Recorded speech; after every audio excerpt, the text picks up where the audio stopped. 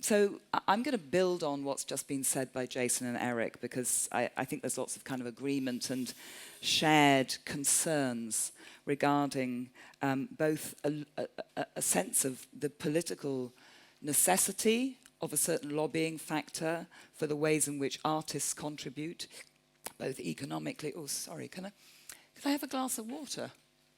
Thanks very much. Cheers, Georgina. So both for the sense in which artists contribute to the greater economy, as Wage have produced, but also the ways in which artists might be understood as political contributors to an understanding of the civic, which Jason brought up very earlier this morning. I'm going to try and build on some of the things that have been said over the past 2 days. Thank you, my love. No, I won't. I've learnt. There's been so much kind of spilling of stuff because of the slopey chairs. Right. But I obviously bring in some research that I've been involved in, and I'm going to talk about two particular projects. One developed by Common Practice London, and the other developed by an offshoot of that called How to Work Together. I'm going to use them as kind of failed examples in many ways of attempts to use networking to develop concepts of value. So I'm going to begin with this idea of value and values, and it's something that I've written a lot about and have talked about before, so forgive me if some of you have heard me saying this before. What I'm particularly interested in is to think about power, rights, and working conditions that are constructed through a particular concept of value that we inhabit. I'm informed in this by many collaborative projects that I've been involved in that have been spearheaded and run by artists. So I would note Adhocracy, which is the project that Jason developed and invited me to moderate, which was an exemplary form of trying to find ways in which we might understand the work of artists within a greater social and political context. The project We Not I, which has recently been run by two artists called Melissa Gordon and Marina Veerschmidt, who is actually a theorist as well as somebody who trained as an artist, which was looking at feminism and value. By Artists Organisations International, which Jason shows some slides of, run co-produced by a number of artists. I'll come back to that because there were some interesting questions that were raised in its first conference that happened at the How in Berlin, where the images that Jason showed were produced. I've also collaborated and worked for a long time with two artists-run organizations that again have very much influenced my thinking. And they are Stodelat, which is based in St. Petersburg, which is an artist collective that publishes and produces work, and Ultra Red, which is based internationally, but in particular I've been working with members that are based in London and New York. So these people have really made me think, and think about my role as an academic. I'm currently Professor of Fine Art at Goldsmiths, but as some of you know, I'm going to be transitioning to the Varland Academy in August, I'm very pleased to say, where I'll be a professor there. Professor of something. I don't know what I'm professor of. Professor of whatever Mick tells me to do. So, power, rights, and value. That's something we're going to negotiate. Oh dear. Right. So what does value produce, and why are we so concerned to be valued and to be considered valuable? I think Eric has outlined a core problem that I want to introduce, and you've read it in my abstract, or I want to continue to introduce, following some of the things that have already been said this morning, about the contradiction between the possessive individualism of the ontologically grounded format of artistic production and a sense of a desire for forms of commoning and cooperative thinking and making that are constructed and desired by performative organizational and administrative bodies that one of which might be the common brain. What's it called? Not the common brain. The collective brain that we're talking about today. So in a way, what I want to ask in this discussion, in this talk, is how the collective brain, the common brain or the collective brain? Collective brain.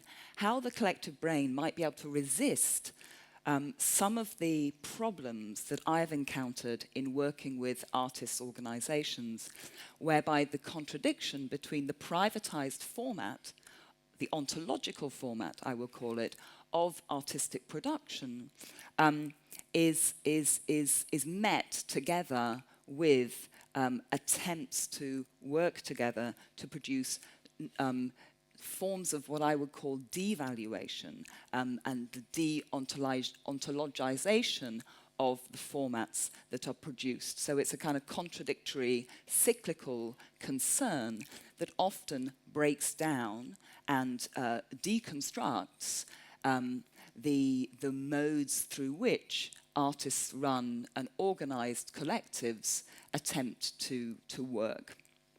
So in a way, I'm trying also to respond to some of the questions that came out in the part of the workshop that I was involved in yesterday afternoon, where we were talking very practically about what the next steps for collectivization might be for you. So I'm trying to also think through these ideas and point out some concerns. I'm very influenced also by the work of Fred Moten and Stefano Hani. I'm not quite sure if you're familiar with it, and particularly a book that they published a couple of years ago, 2013, called Fugitive Planning. Moten and Hani come out of Black Studies, and they are very concerned about the mechanisms of colonialism that are still at work within the power formats that exist within art and academic structures. And but they're very interested in the ways in which we might take up planning as a community, not consider it something that other people should be doing for us, but to take it up ourselves. And I think Eric, in a way, at the end of his paper, was also suggesting this in the understanding of the working group being something that is the site of political struggle, rather than thinking of the political struggle of artists being somewhere embedded within the content of their work. So how might we transpose the political struggle of rights and power and marginality and economic devaluation?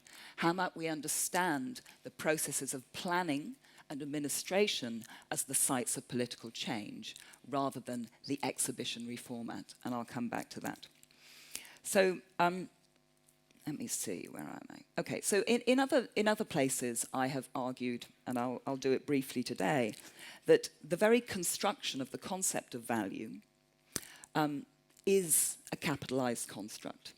So whenever we attempt to organize ourselves in modes that argue that we are valuable and we need to be recognized as value, then we are participating in the very construction of the capitalized value systems that in a cyclical format make us desire value. Yeah? So it's a cycle. We produce value by arguing for value, and when we do so, we in fact, rather than imagining ourselves as making value in opposition to value structures that we find ourselves within, in fact, we participate within those value structures. One of the organizational events that I want to talk about today it relates to Common Practice London. I've been working with Common Practice London for a couple of years as a kind of, I don't know, consultant or something, academic advisor. I don't know, friend. Most recently, we organised an event called Public Assets, where Kojo Eshan, that Eric mentioned, quoted from, was talking, and many other people, and we also wage talk there as well. And this was an attempt to argue for the small-scale arts sector in the UK as being something that is should be understood politically as an asset. And it was a very successful conference. There were 250 people there that came from many, many small-scale arts organisations, the press, the lots of people, lots of artists that were there to think and learn from the people that were talking about how they might set up small-scale artist-led organisations. But the problem that emerged through common practice and also at this conference was the fact that we were stuck somehow as a community having to argue with the terminology of value and asset classification that is used and utilised by the public and the private funding sector in order to maintain our position within the structures, the political and social structures that defined the shape and form of our mechanisms of working. So what emerged was a problem with valuation. One of the first things that common practice did before I was involved in it as a kind of friend was commissioned a report by Sarah Thelwell called Size Matters, which is online on the Common Practice website. And in this, Thelwell, who is an arts consultant and somebody who's very informed by and knowledgeable about the financial structures of art, argued for something called deferred value, which is well known in the art economy and the art economic structures, as a system whereby the size of the arts institution produces, the small-scale arts sector produces value that is not recouped by themselves, but is recouped further up the chain in the way that Eric was describing, a kind of chain of sizes of arts institutions. So, for instance, Chisenhale Gallery might commission a work by Ed Atkins, which might be his first major show in the UK. And they fund that and they fundraise for that, but the asset that is produced in terms of value is recouped not by Chisenhale Gallery but by Tate or by the Venice Biennial, etc., when the work is displayed further down the line. So Thelwell argued for the fact that we need to understand value as something that is produced by the small-scale arts sector, by artist-led organisations, that is recouped by other people. So what Thelwell wanted to do was to kind of suggest there's a disparity, but within this report she wrote called Size Matters, she was arguing for this as a systematic structure that needs to be recognised in order to keep funding small-scale art sectors, art institutions. The problem with this, of course, is that it produces systematic understandings of value within the structure of capitalism. So in order to make an argument for the civic and public valuation of our work, what common practice found itself doing was having to argue within the structures and the languages of capitalism for itself. This has become a real problem in Common Practice London, to the extent where many of the founding institutions are leaving because they don't understand or they don't want to participate in those structures of valuation, which is effectively what Common Practice London was set up to do. It's a fundamental ethical and political problem that sits at the heart of small-scale arts organisations, many of whom have developed from artist-led organisations and communities and have become more structurally organised in order to receive public funding. So the concept of public assets and the idea of deferred value being structures through which we need to argue for ourselves are the problematics that I think you need to consider in the development of the collective brain. So that's the kind of first thing that I think is important to say. Value equals capital, and value is a form of colonialism. And I'll come back to that. So I think that it's a mistake to participate in the structures of thought and practice that are shaped through value formation. Julie yesterday quoted the anthropologist, I'm just looking for her name, Lisette Josephides, saying that value is making things visible. Yeah? So making things visible is how one constructs value. This is understood, I think, on a common level. I mean, I think we understand that.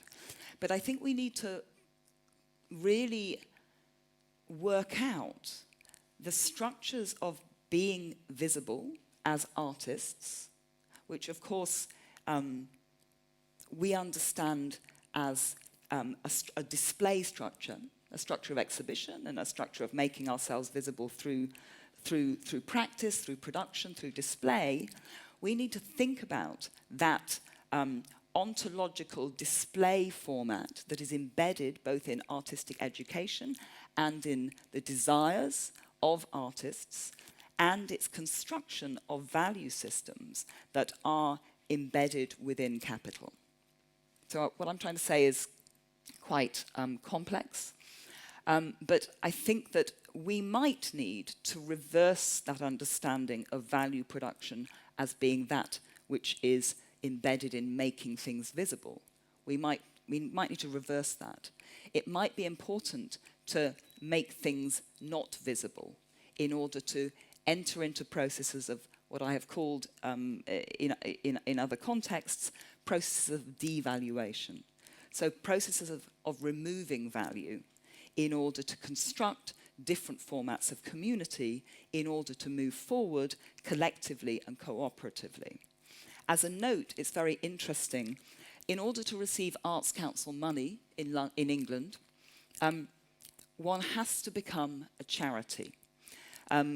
Mute, which is one of the founding organisations in Common Practice, as well as Electra and Lux, were set up as artist-led labs. They came out of the lab movement that Jason discussed, that was examined and celebrated in the Adhocracy event. They existed initially as co-ops. So they were structured legally as co-ops. But the arts, and I don't know whether it's the same in Sweden, but arts organisation, if in order to receive public funding, one cannot be a co-op. One must become a charity. A charity with a board of trustees who then employ workers within the institution, which of course is exactly the opposite way to the way in which co-ops are set up and run. This structure, so Lux, Electra, and Mute and Electra have just lost their funding. So the other members of Common Practice are trying to work with them to find ways in which they can continue to exist. Those three organisations had to become charities in order to be able to receive their public funding. The two that have lost their funding are now thinking of transposing back to co-op. The reason I mention that is because the very structure of civic, social, public worth is shaped and is a form of making that makes capital value, that makes those workers within it transform themselves into different shapes, into different modes of making that are structured through valuations that are capitalized. So the concept of value is, I would suggest, a real problem, and we need to think about modes of devaluation. Modes such as becoming a co-op rather than a charity. I would suggest that's, for instance, a form of legal devaluation that is politically interesting and important. Moten and Harney also talk, as well as about planning and about administration as being sites that we need to take up as resistive, as resistant. They also talk about legislation, about how we also need to embed ourselves and take up the challenge of the legal in terms of the structuring of our organizations, because the structuring of organizations is where the politics lie. It's not in the content that the organizations produce, it's not in display, it's not in exhibition, it is in the embedded structure, legal, administrative, and planned, of the organization itself. So those are very interesting things, I think, that you, well, I think they're interesting because I've said them, obviously, but I would suggest they're things that might be quite interesting to think about in terms of the setup of the collective brain. Okay, so I think that there's a connection between what I'm talking about in terms of devaluation and what Julie talked about yesterday as vulnerability, okay? So I think also vulnerability is a form of devaluation that is interesting. It's also something that Judith Butler and Athena Athanasiou have recently written about in their book called Dispossession. This is a dialogue between two philosophers that was formed through and within the crises in Greece and in Italy, and also informed by the philosophers, both the philosophers' participation in Gezi Park and Taksim Square debates that came out of Istanbul in 2013. And they're looking at the idea of dispossession rather than possession as being something that is politically very important, but is also ambiguous. And I would suggest there's a link between the ambivalence of the concept of dispossession, which we'll talk about in a minute, and this ambivalence between value formation and devaluation that is embedded within the structure of art making. Oh, I've got 5 minutes and I haven't even got to the beginning or the end of what I'm going to say. So, what Athanasiou and Butler talk about is the link between dispossession as a legal format that is obviously related to the recent crisis in the housing market, where many people are having their homes repossessed. So that's one form of dispossession, which belongs to a political violence. And the kind of dispossession that happens, or that one might want to consider when one meets somebody else and is faced by a formal, vulnerable dispossession that occurs in the meeting of another. So what they're suggesting is that dispossession both has a violent political form and a form of vulnerability that might be taken up as a refractive political gesture and site that opposes the violent capitalized dispossessions that are ensuing within global economies at the moment. Okay, so that might also be something interesting to think about. So I think what I'm saying is that we need to restructure the psychic desire of value via institutional change. So And I would place this in the lineage of institutional critique that Eric has outlined. I would place it within the sites of organizational structures and their histories that Jason has talked about. But I also think that we need to work with institutions to structurally, legally, administratively change the mechanisms through which art is produced in order to reposition psychic desires. And this is something that's incredibly important. So we need to go through processes of decolonization, including the decolonization of values within ourselves, in order to produce new formats of cooperative planning that are not shaped through the value systems that we have been educated to aspire to. So there's also processes of de-aspiration that need to be considered. So de-aspiration, de-meritocrization are very important structures that are direct challenges to what we understand being an artist is. Demeritocrization, devaluation, dispossession. These are the things that we need to reformat within ourselves in order to consider the ways in which we might work together.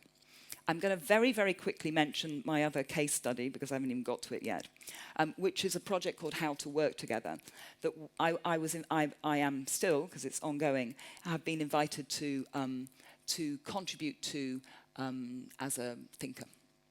And How to Work Together is a 3-year project that is a collaboration between 3 of the common practice organisations: Studio Voltaire, the Showroom, and Chisenhale Gallery. I have to say that I'm also a trustee of Chisenhale Gallery, so I'm embedded within those value structures. So, you know, I live the contradictions that I'm talking about, as we all do, I'm sure. And Chisenhale, the Showroom, and Studio Voltaire applied to the Arts Council for money that's called catalyst funding. And the catalyst fund was set up by the Arts Council about 3 years ago to specifically encourage, let's use that term, specifically encourage small-scale arts organisations to find mechanisms through which they can attract private money to themselves in order to restructure their funding. So effectively, the Catalyst Fund was a mechanism that the Arts Council used and is still using to develop small public-private partnership funding within the small-scale arts sector. Now, I know that this is also the kind of thing that's on the horizon in Sweden. Don't know what happened to don't know what's happening to my voice. I'm very sorry. Seems to be, it's like I'm a teenager and I'm, you know, going through the no, not the menopause. What do you go through? I'm not that old. I just want to say that. What's it called? Puberty. That's it. The other one. Obviously, you know, for women, the menopause is also a format of decolonization and demeritocrization and devaluation that I'm very much looking forward to. Right, maybe this is the beginning. No, I'm not that old. Please, I'm not that old. Please. Right. Okay. Okay. So the project, so the Showroom, Chisenhale, and Studio Voltaire was successful in their bid for this money. When you get the money, you get 3 years' money to do a project. You can commission artists, you can produce exhibitions, but you also need to develop new private sponsors, whether they be foundations, whether they be private individuals, whether they be, you know, commercial sponsors, whatever. The Arts Council aren't fussy, and they don't have any moral boundaries, which is why they're very happy for Tate to be sponsored by Shell. That's another. Don't be sponsored by Shell, collective brain. Right, please.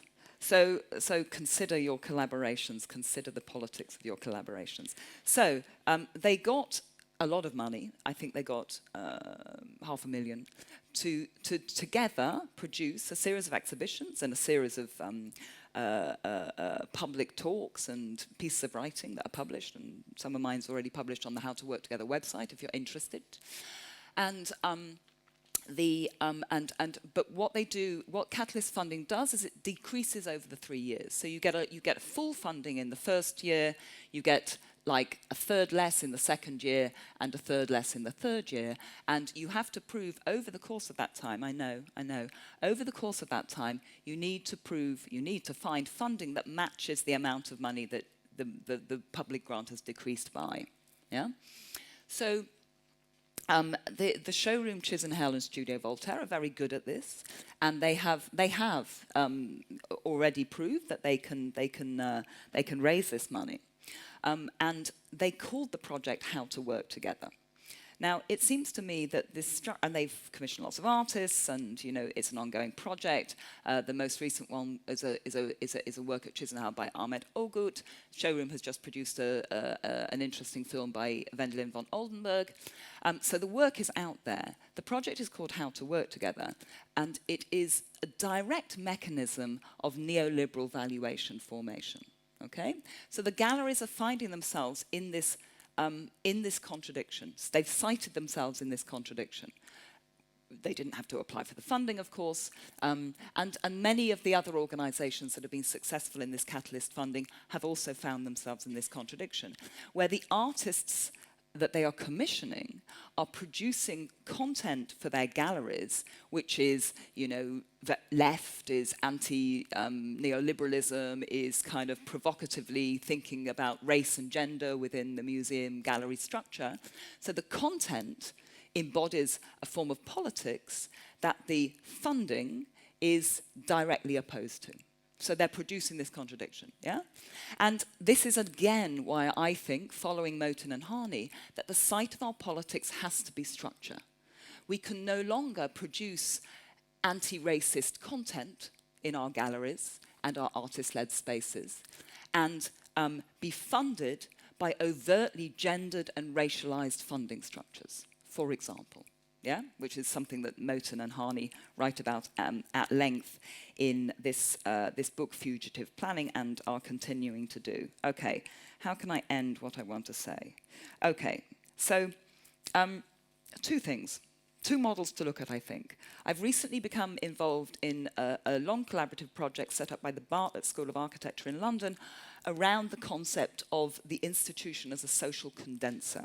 Social condensation is an idea that was initiated within the productivist, constructivist period in the first-year plan under Stalin, ironically enough, in the early 1920s, to look at the way in which architecture, mechanisms of working together might produce forms of social condensation. Okay, so that's one thing that might be interesting to look at as a kind of model.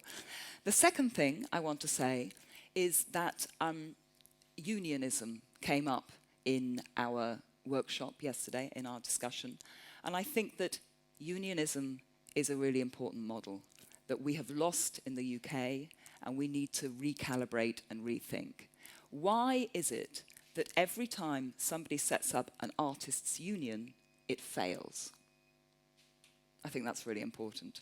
It means that there's something structurally embedded within the concept of the artist that is anti-unionism, anti-working together, anti-collective bargaining, and anti-mechanisms of solidarity. And I think, again, Eric touched on these kind of things. Of course, wage is a good example of forms of unionism that we might need to take up. The last thing I want to say, because the ladies are hovering, the last thing I want to say is, maybe I'd like this to be, God, there's so much to say, but I'll just say this. Artists are not special people, okay? So the forms of value that protect the artist, don't laugh at me, Mick. The forms of value that protect the artist are the very forms that separate them from other workers. In order to produce new forms, we need to recognize that artists are not special.